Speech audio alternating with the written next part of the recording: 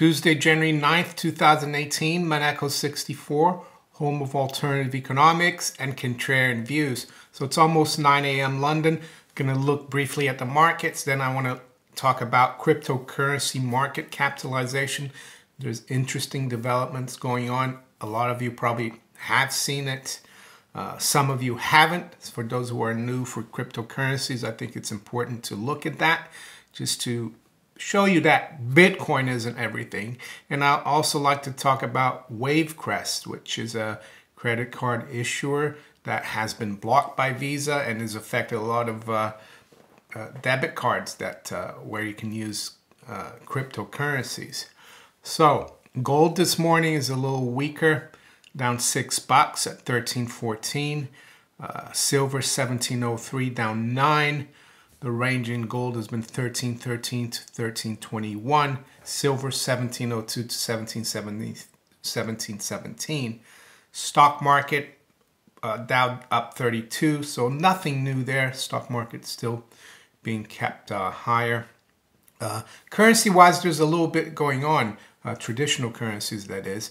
Earlier this morning, the dollar was quite weak against the yen. It was down at 112.50, down about 0.5%, and gold wasn't doing much. So I think right now gold is just going to consolidate, unfortunately, as I said yesterday, before moving higher, in my opinion.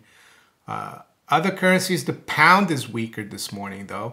The pound is down 43 pips, or 1/3%.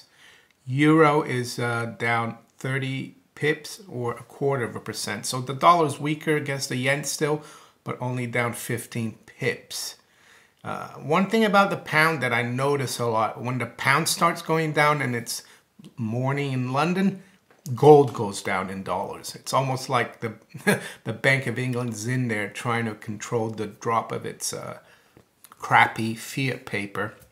Anyway, the other thing I noticed from the mature markets, if you want to call it, the fiat markets, is that the 10-year yield is moving up this morning.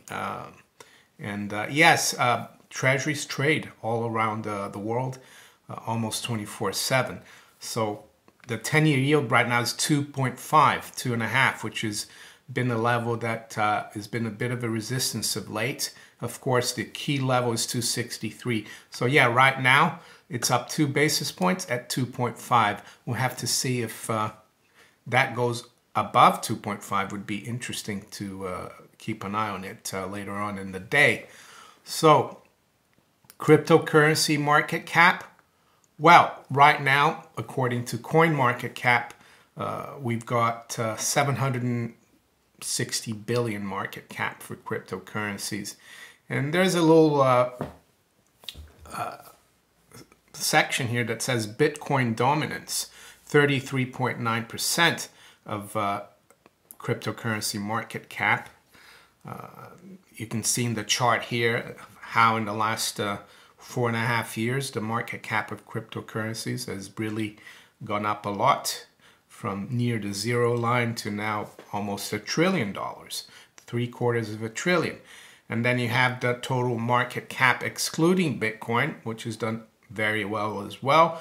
We're almost at 600 billion. It's probably around 500. And the more interesting one chart that I've seen from this CoinMarketCap website is the percentage of total market capitalization, or dominance. And it's very interesting how Bitcoin, from beginning of 2017 really, or a little, let's see, what's the date here? From around March last year, how Bitcoin has continued to lose dominance, so to speak, from 85% now to 33.9%. And that's in spite of the fact that Bitcoin went from 1,000 beginning of last year to 20,000 almost, and finished the year around 15 or so. I'm not surprised by this. Of course, those of you who have been in cryptocurrencies and Bitcoin know why this is happening. Basically, Bitcoin was the first cryptocurrency and it doesn't have too many functions. It functions very well just as a transfer of value, and even that, it's getting more difficult. It takes more time now. The more Bitcoin becomes valuable, the harder it is to solve the puzzle, so to speak, or the algorithms to mine Bitcoin. So it gets harder and harder. It takes more and more time to make Bitcoin transfers. Unless you've got a lot of Bitcoin and you can pay quite a bit, you won't get it too quickly. So what's happened is programmers, developers, they've come up with solutions. Part solutions. They've forked. They've created new coins. Ethereum came up, which was kind of took the Bitcoin and put smart contracts onto it. And now you have other coins coming up and improving Ethereum. You've got EOS, who is, the ecosystem of EOS is going to be no mining. It's going to be proof of stake. So if you have a stake and coins in the system, that's how it will work. You won't have to use computer power. And that could be something very interesting, but that's another subject. But as you can see here now, all the other, a lot of altcoins are catching up with Bitcoin. Is that going to say, does that mean it's the end of Bitcoin? No, but I think people need to keep an eye on other things, keep an open mind to all the new developments that are coming through. It's fast and furious, I would say. It's very difficult to keep up. I would focus personally on those that you would have more interest in, that you understand, that you looked at the people behind the project and you think they're credible. It's important to see if they've done other stuff before that have worked in the cryptocurrency space. And that's why I like EOS or EOS, because the people behind EOS have been behind other successful platforms on the blockchain like Steemit and BitShares. So that's what I wanted to talk about, especially to the novices, the people who are just looking into cryptocurrencies, that it's more than just Bitcoin cryptocurrencies. It's it's a whole universe that's starting to evolve. So what about Wavecrest? Well, Wavecrest is a Gibraltar-based company that issues credit cards, and they've been the issuer for a lot of the cryptocurrency debit cards or credit cards out there. And I think it was January 5th, out of the blue, they said that their license to issue cards by Visa cards had been rescinded by Visa. And I read some articles like in the mainstream media, and apparently Wavecrest did not comply to the rules of Visa, and that's why they were cut off. And that cut off all the people like Wirex and BitPay.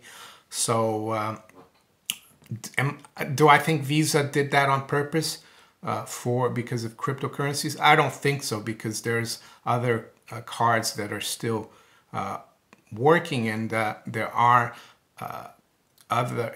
Wavecrest doesn't only issue credit cards for cryptocurrency outfits, but Wirex, for example, I have a Wirex card. They're saying now that they're going to come up with a new card. I'm not sure if it's probably not going to be Visa, or it might be Visa but with another issuer, and they're saying the card is going to be sent in Q1, so it's not a very good specific date. There's other options out there. I've signed up for a Monaco card, and they've got they've done an ICO, and they haven't been affected. The only thing is you have to wait now to get your card. They've got a lot of demand for it. Let's have a look in terms of prices for the cryptocurrencies. Ethereum is continuing to do well. It's at 1,238, so up another 8%. The high, I think it's the all-time high now, 1,254. Yeah, and I think, yes, well, Bitcoin has rebounded a little bit, but Bitcoin is a little bit in consolidation mode at the moment, between, I'd say, 14 and 16,000. Key supports around 11, 12, and good resistance around 17,000. So if you enjoyed this video, please like, share it, subscribe to my channel on YouTube if you watch YouTube. Follow me on steemit.com if you're on Steemit. If you're not on Steemit, you should sign up. It might take a little while to get registered, but Steemit basically is a social platform on the blockchain, and you don't have to post stuff like I do to earn Steem. You can just make comments on some of the posts and you might get upvoted, or you could post anything you want that you think is interesting, and you might get some Steem. And it's really easy to use, Steemit. So I'll talk to you later. Take care. Bye.